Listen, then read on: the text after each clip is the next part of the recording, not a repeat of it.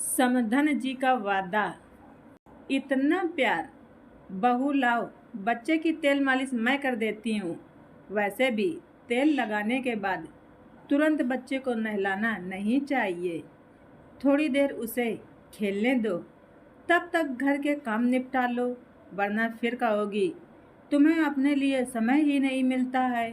घर के काम करने से नई माँ की अच्छी खासी एक्सरसाइज हो जाती है, वरना फालतू में आजकल की औरतें एक्सरसाइज के लिए पैसे खर्च करती हैं। हमने तो कभी नहीं किया। राजेश्वरी जी अपनी बहू दीपिका से कहती हैं। दीपिका अपने 2 महीने के बेटे को सासू माँ को देते हुए बोली, मम्मी जी, आपने वादा किया था कि अगर मैं यहाँ रही तो मुझे घर का कोई काम नहीं करना पड़ेगा। मैं तो अभी बच्चा भी नहीं चाहती थी, लेकिन आपने मुझे इमोशनली ब्लैकमेल किया और मैं बेवकूफ़ बन गई और आपकी बातों में आ गई।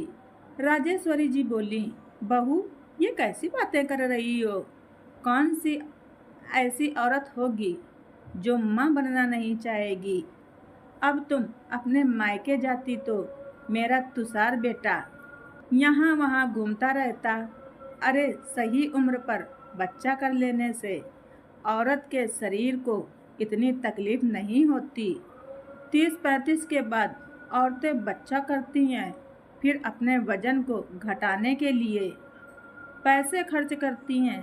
दीपिका बोली, वो सब तो ठीक है, पर मेरे आराम का क्या? मैंने गलती कर दी जो आपकी बात मान ली और अपने मायके नहीं गई। आप किसी न किसी बहाने से मुझे काम में लगाए रखती हैं। मुझे याद है मेरी दीदी की डिलीवरी के बाद कितने महीने तक उन्होंने कोई काम नहीं किया था और ठाठ से मायके में ही रही थी। बच्चा जब बैठने लगा था तब अपने ससुराल गई थी। मैंने आपकी बात मानकर अपने ही पैरों पर कुल्हाड़ी मार ली। राजेश्वरी जी बोली, बहू अपनी बहन की तो बात ही मत करना, बुरा मत मानना, पर अभी उसकी उम्र ही क्या है और ठीक से उठ बैठ भी नहीं पाती। इतना भारी शरीर हो गया है कि जहाँ पर बैठ जाती है फिर उठने के लिए किसी न किसी चीज का सहारा लेकर ही उठती है। साधारण नाप के कपड़े तो उसे आते ही नहीं हैं। सोचो आगे चलकर क्या अपना ख्याल रखेगी और क्या बच्चे का रखेगी। दीपिका बोली, मम्मी जी, मेरे हर सवाल का आपके पास कोई ना कोई जवाब जरूर होता है, परंतु यही तो समय होता है जब औरत को आराम मिलता है, पर मेरे नसीब में आराम कहाँ। इतना कहकर दीपिका अपने काम में लग गई। अगले दिन दीपिका कुछ पीस रही थी तो मिक्सी खराब हो गई। दीपिका तुषार से बोली कि बिना मिक्सी के तो मेरा काम ही नहीं चलेगा, आप नई मिक्सी ले आइए। तभी राजेश्वरी जी आईं और बोली, बहू एक शर्त पर नई मिक्सी आएगी, जब तुम रोजाना 10 मिनट आटा चक्की में पीसोगी। बोलो मंजूर है? दीपिका बोली, मम्मी जी ये क्या बात हुई? अब मैं आपकी बातों में नहीं आने वाली। तुषार बोला, माँ आज के समय में कौन चक्की पीसता है, मैं मिक्सी ला दूंगा, उसमें सब हो जाता है। राजेश्वरी जी बोली, तुम तो चुप ही रहो, ये मेरे और बहू के बीच की बात है, तुम जाओ। तुषार चुपचाप वहाँ से चला गया। दीपिका उसे हैरानी से देखती रह गई।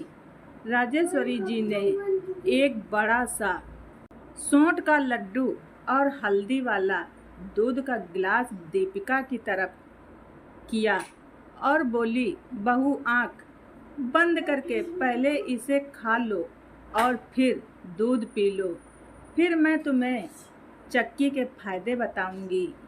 दीपिका बोली, मम्मी जी ये रोज रोज दूध में कभी हल्दी कभी केसर, कितने दिन तक इसे पीना होगा।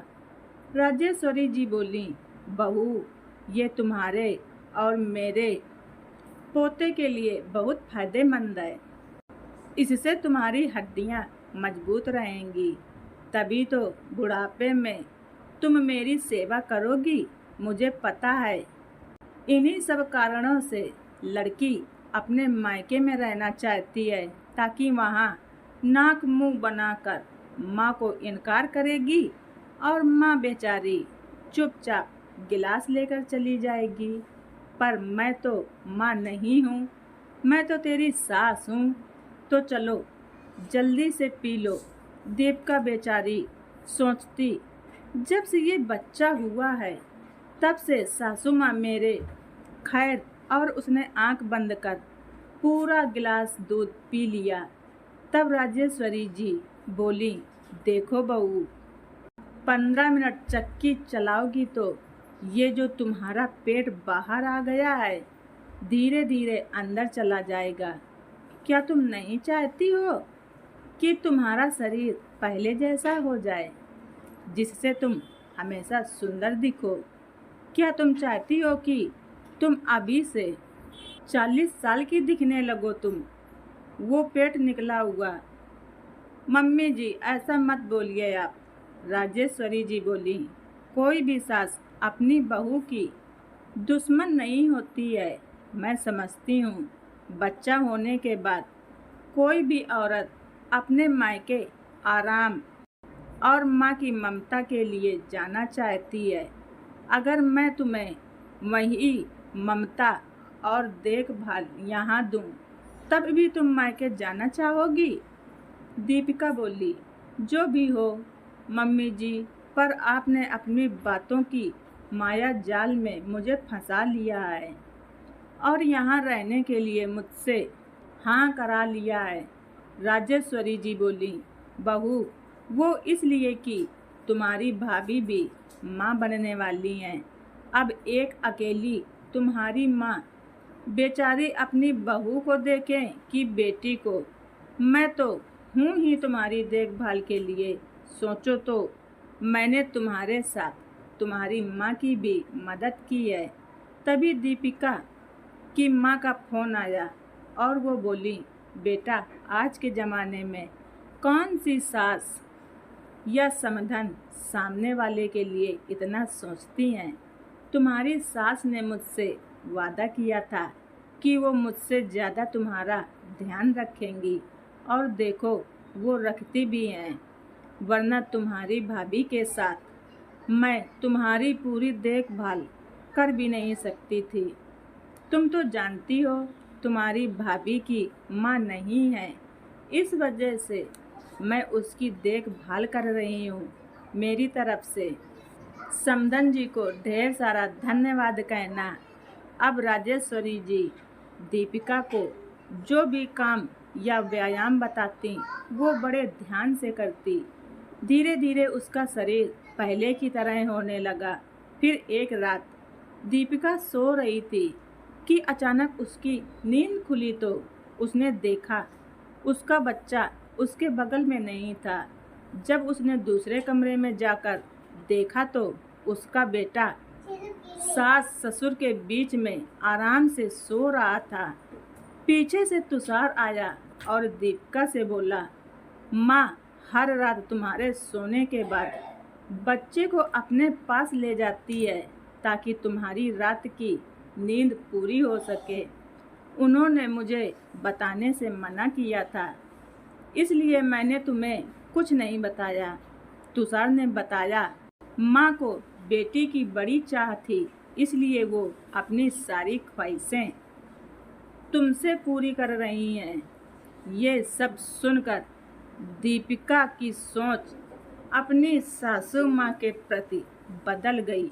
अगले दिन राजेश्वरी जी के बिना बताए ही दीपिका चक्की पीस रही थी तो राजेश्वरी जी बोली, बहू, अब इतना भी व्यायाम ना करो कि हवा में उड़ जाओ।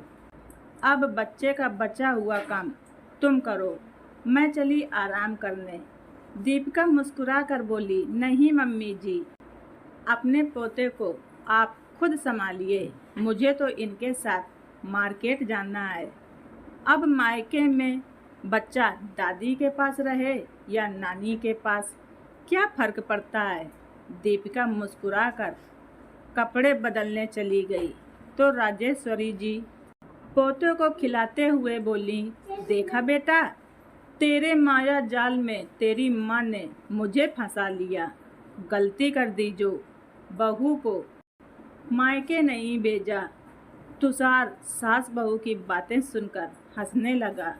वहीं बच्चे की खिलखिलाहट पूरे घर में गूंज रही थी।